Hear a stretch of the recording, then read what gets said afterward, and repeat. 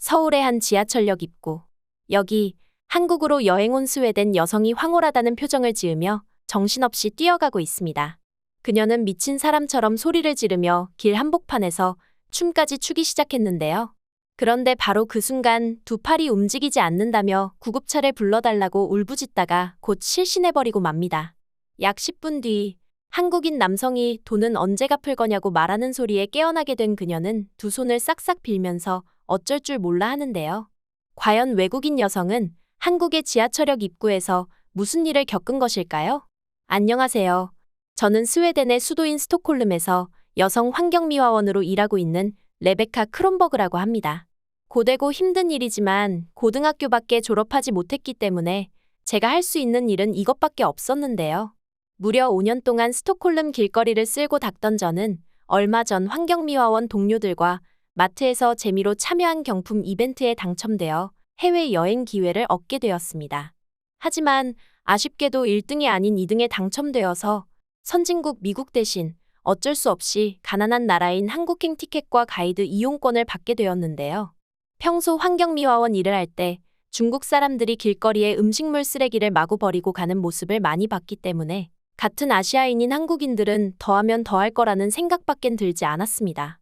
동료 환경미화원들은 본인들이 경품 이벤트에 당첨되지 않은 것이 오히려 다행이라며 후진국 한국에 여행 가느니 차라리 집에서 TV나 보겠다며 저를 비웃더군요. 저도 동료들의 말을 듣다 보니 괜히 가난한 한국에 가서 범죄를 당하진 않을까 걱정이 되어 상당히 혼란스러웠는데요. 그래서 다시 마트에 가 경품 수령을 하고 싶지 않으니 차라리 한국행 비행기 티켓 대신 돈으로 주면 안 되겠냐고 애원해볼 참이었습니다. 하지만 몇 달 전 출장차 한국에 가봤다던 마트의 한 직원은 스웨덴의 길거리보다 한국이 훨씬 더 쾌적하며 치안도 너무 좋아 젊은 여자 혼자 여행하기엔 딱이라는 어처구니 없는 말과 함께 1등 경품인 미국 티켓보다 2등 경품인 한국 티켓에 당첨되어 운이 좋다며 황당한 말을 늘어놓기 시작했습니다. 저는 살면서 한국이라는 나라 이름조차도 들어본 적이 별로 없고 지도를 보니 중국보다 땅덩어리도 작아 안 가봐도 한국은 후진국일 것이 뻔하다는 생각이 들었는데요. 그런데 마트 직원이 한국행 비행기 티켓을 마트 방침상 돈으로 대신 줄 수는 없다고 얘기해 저는 어쩔 수 없이 한국으로 가는 비행기에 탈 수밖에 없었습니다.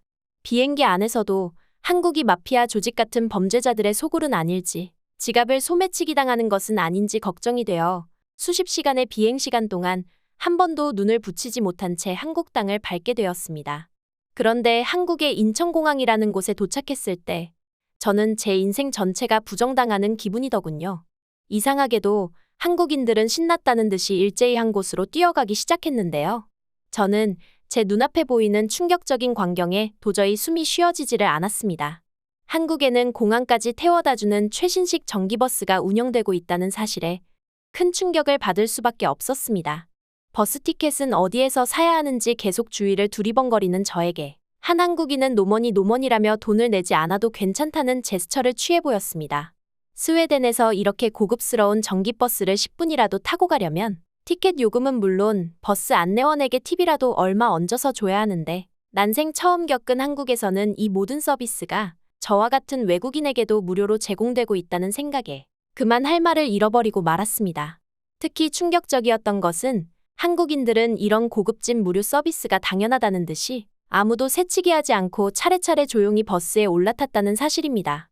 스웨덴에서는 버스를 탈 때 서로 좋은 자리를 차지하려고 밀치고 타는 사람들이 정말 많은데 이 광경을 본 저는 이게 바로 선진국의 시민의식이라는 생각을 했습니다. 심지어 인천국제공항에 들어가고 눈앞에 펼쳐진 기이한 광경에 저는 너무나 당황하고 말았는데요. 인천공항은 스웨덴에서 가장 크다는 공항보다도 10배는 커 보였고 바닥을 둘러보니 쓰레기가 단 하나도 버려져 있지 않았습니다. 스웨덴에서 미화원으로 5년 동안 일했던 저조차도 이렇게까지 깨끗한 곳은 한 번도 본 적이 없었는데 인천공항에서 일하는 청소 직원들은 정말 천국과도 같은 곳에서 일하고 있다는 생각에 질투심까지 들기 시작했습니다. 저는 인천공항을 걸어가면서 혹시나 스웨덴처럼 범죄 조직이 구석에 숨어 있지는 않을지 여기저기를 살펴보면서 걷다가 엄청난 충격을 받게 되었습니다. 한국의 공항에는 범죄 조직은커녕 체격이 좋고 건장한 한국인 남직원들이 공항을 관리하고 감독하고 있는 게 아니겠어요? 솔직히 말해서 한국 남직원들은 스웨덴의 남자들보다 키가 크고 듬직해서 최소한 인천공항에서만큼은 범죄를 걱정하지 않아도 될 것 같다는 생각까지 들더군요. 약 5분 뒤 일주일간의 한국 여행 동안 저를 가이드해 주실 한국인 미영 씨를 만나게 됐고 미영 씨의 안내대로 역으로 향했습니다. 상당히 놀라웠던 건 한국에는 공항에서 서울역으로 바로 갈 수 있는 지하철이 있다는 사실이었는데요. 스웨덴에는 지하철을 타기 위해서는 공항에서 택시를 타고 1시간 거리에 있는 곳까지 이동해야 했는데 한국의 교통 인프라는 스웨덴과 비교하면 선진국 시스템 중에서도 으뜸이라는 생각까지 들었습니다. 더욱 충격적이었던 것은 한국의 지하철 내부에 타고 있던 한국인들의 모습이었습니다. 한국 지하철 좌석은 스웨덴의 기차 1등석 자리보다 깨끗하고 관리가 잘 되어 있어 저는 매우 당황했는데요. 이때까지만 해도 한국은 후진국 중에 후진국인데 공항과 지하철만큼은 잘 관리하고 있다는 생각에 이 부분에서만큼은 괜히 박수를 보내고 싶더군요. 하지만 정말 놀랍게도 한국인들이 입고 있는 옷을 보니 저는 한국이 선진국이라는 사실을 인정할 수밖에 없었습니다.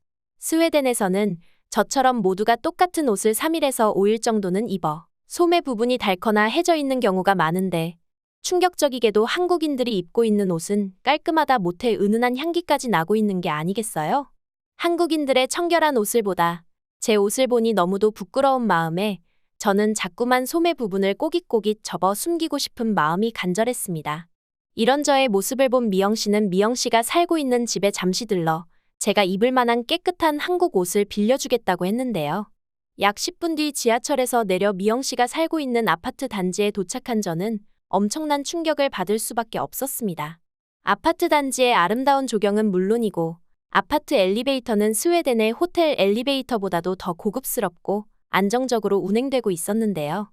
하지만 이내 더욱 놀라운 상황들이 보이기 시작했습니다.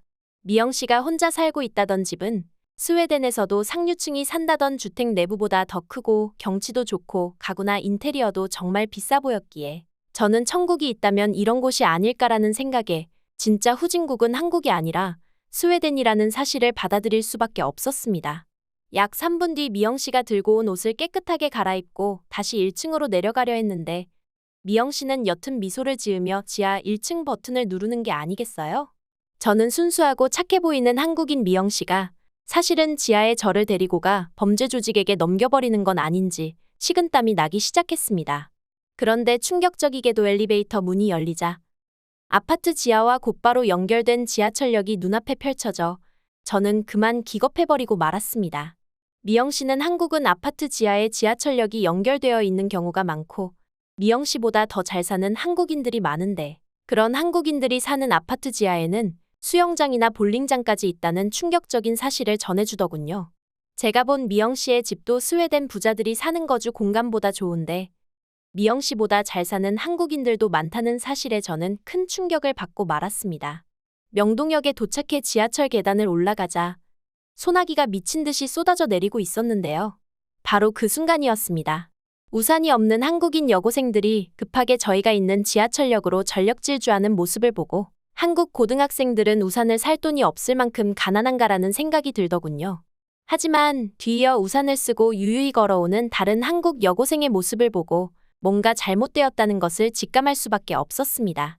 한국의 여고생들은 우산을 툭툭 털더니 빗물 제거기에 한두 번 문지르고 이내 뽀송뽀송해진 우산을 들고 지하철역으로 내려가는 모습을 보고 신선한 충격을 받을 수밖에 없었습니다.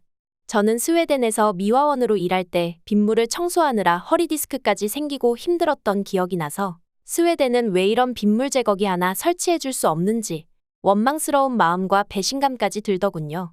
우산을 사러 미영 씨와 지하철 계단 쪽으로 다시 걸어가던 중에 저는 평생 잊지 못할 엄청난 사건을 겪게 되었는데요. 빗물에 미끄러져 두 팔이 부러진 것 같은 심각한 고통에 등에는 식은땀이 흐르기 시작했습니다. 하지만 이상하게도 미영 씨는 전혀 당황하지 않고 저를 부축해 지하철 내부로 걸어 들어가자는 게 아니겠어요? 저는 팔이 부러진 외국인의 아픔 따위는 생각하지 않는 미영 씨의 모습에 너무나도 화가 나서 소리를 지르며 따지기 시작했습니다. 그런데 충격적이게도 지하철 안에 구석 복도로 들어가자 메디컬 존이라고 써있는 의료시설이 떡하니 자리 잡고 있는 모습에 저는 매우 당황하고 말았습니다. 스웨덴에는 병원 한 번 가려면 구급차를 타야 했는데 미영 씨의 말을 들으니 한국은 긴급 환자를 대상으로 진료를 봐주는 메디컬 존이 지하철역 안에 있다는 걸 알고 진짜 선진국 한국의 시스템에 큰 충격을 받고 말았습니다. 심지어 미영 씨는 치료비가 2만 원밖에 나오지 않았다며 저같이 별 볼 일 없는 외국인을 위해 돈까지 대신 내주더군요. 한국이라는 살기 좋고 쾌적하고 친절한 나라를 알게 된 지금 저는 치안이 안 좋고 의료시설도 제대로 안 되어 있는 스웨덴보다는 의료 강국의 교통 인프라까지 완벽한 한국으로의 이민을 꿈꾸면서 한국에서 일자리를 얻기 위한 준비를 하고 있답니다. 한국인들에게 항상 감사한 마음을 가지고 정 많고 따뜻한 한국인들과 어울릴 생각에 오늘도 행복한 하루하루를 보내고 있습니다. 어떠셨나요? 다음 영상이 궁금하다면 구독과 좋아요 눌러주세요. 더 재미있는 해외 반응 영상으로 찾아뵙겠습니다. 감사합니다.